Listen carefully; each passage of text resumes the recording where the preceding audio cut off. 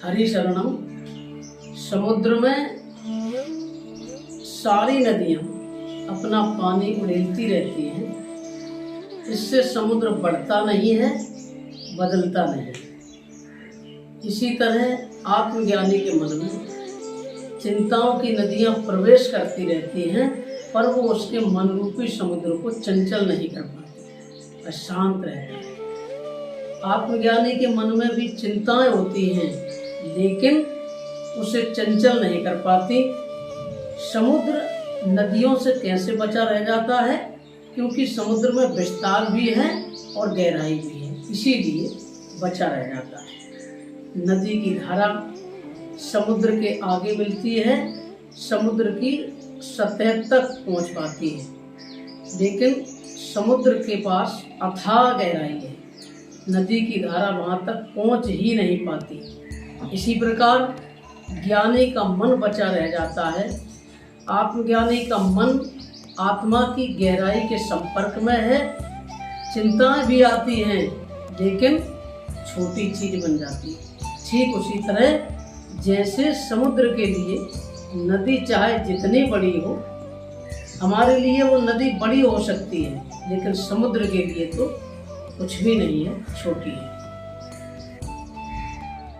अगर चिंता हटानी है तो जीवन में कुछ बहुत ऊंचा हो, जैसे संतों का ऊंचा साहित्य होना चाहिए। कुछ ऊंचे कार्य जीवन में करें, जिससे स्वयं आनंदित हो सकें और दूसरों को भी आनंदित कर सकें, तो चिंता अपने आप हट जाएगी। जैसे पानी में नमक घुल जाए और प्यास बहुत लगी हो तो क्या करें? पानी पीना है, प्यास मिटानी है, लेकिन अब वो नमक पानी में घुल गया है, तो उसे दूर कैसे करें? नमक को पानी से अलग किया नहीं जा सकता।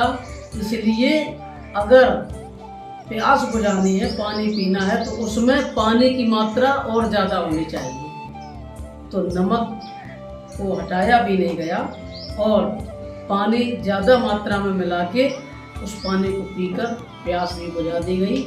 तो नमक तो उसी में है, लेकिन कम हो गया है। इसी तरह चिंता घुल गई है मन में, अब चिंता दूर कैसे करें?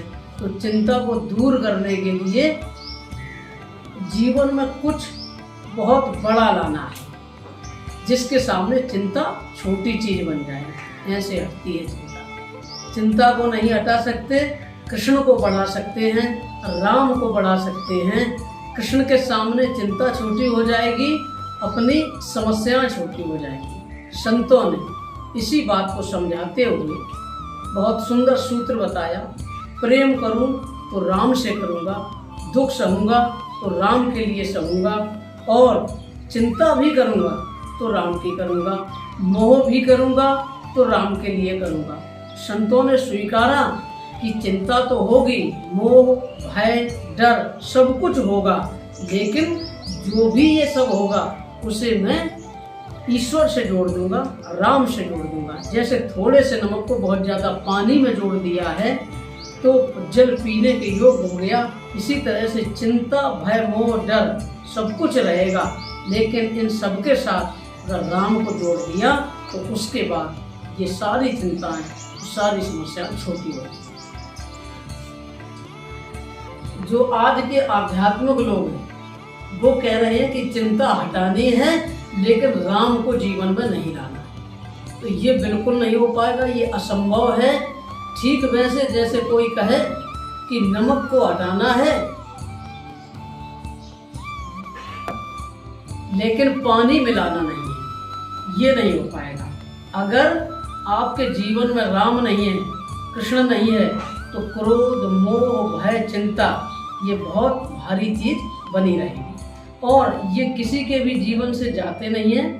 संत के अंदर भी वृत्तियां उठती हैं, उन्हें भी भय, चिंता, मोह, क्रोध ये सब होता है, लेकिन जब भी उनके सामने कोई समस्याएं आती हैं तो वो कहते हैं राम। चिंताएं छोटी हो जाती हैं, राम स्मरण करते ही जितनी बड़ी समस्या है वो छोटी हो जाती हैं। इसलिए भगवान नाम स्मरण करते ही सारे भय, सारे द्वेष समाप्त हो।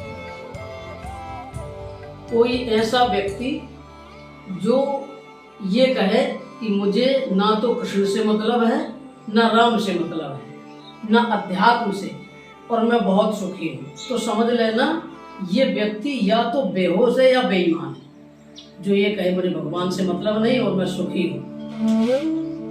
कुछ लोग पूछते हैं चिंताएं कैसे मिटे महाराज, डर कैसे दूर हो।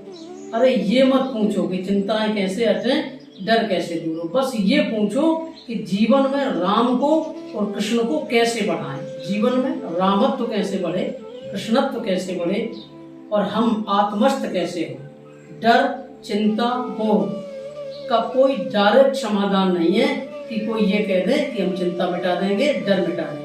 ये डायरेक्ट कभी मिटती ही नहीं है। इन्हें मिटाने के लिए जितना ऊंचा साहत पढ़ सकते हो पढ़ो, संतों के द्वारा संत वाणी का अध्ययन करें और उसे अपने जीवन में उतारें, तभी संभव है कि हमारा मन शांत हो सकता है। जब चिंता आए तो चिंता के चक्कर में ही मत बने रहो। ये चिंता राम से दूर रखती है। जब हमारे जीवन में कोई समस्या आती है या चिंता आती है, तो अगर हम उसी चक्कर में लगे रहे तो ये हमें भगवान से दूर रखती है। जब चिंता आए, परेशानी आए, तो बिल्कुल यही ठीक समय है कि हमें संतों के पास जाना चाहिए, ऊंचा साहित्य पढ़ना चाहिए। लेकिन हम क्या करते हैं, जब जब चिंता आती है तो बस चिंता में ही घिरे रहते हैं, ना किसी संत के पास जाते हैं, ना कोई ऊंचा साहित्य पढ़ते हैं। भाई जिस समय हम बीमार होंगे तो उसी समय तो हमें डॉक्टर की आवश्यकता, हमें डॉक्टर के पास जाना चाहिए। हम क्या करते हैं, अगर हम स्वस्थ हो जाएं और उसके बाद डॉक्टर के पास जाएं तो फिर क्या फायदा है। जब बीमार हो तभी हमें डॉक्टर के पास जाना चाहिए। स्वस्थ हैं और उस समय डॉक्टर के पास जाएं तो कोई फायदा नहीं।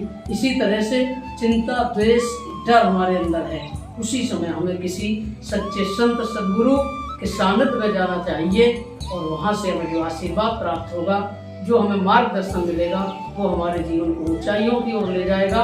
हमारा जीवन मंगल होगा, आनंदित होगा। जय श्री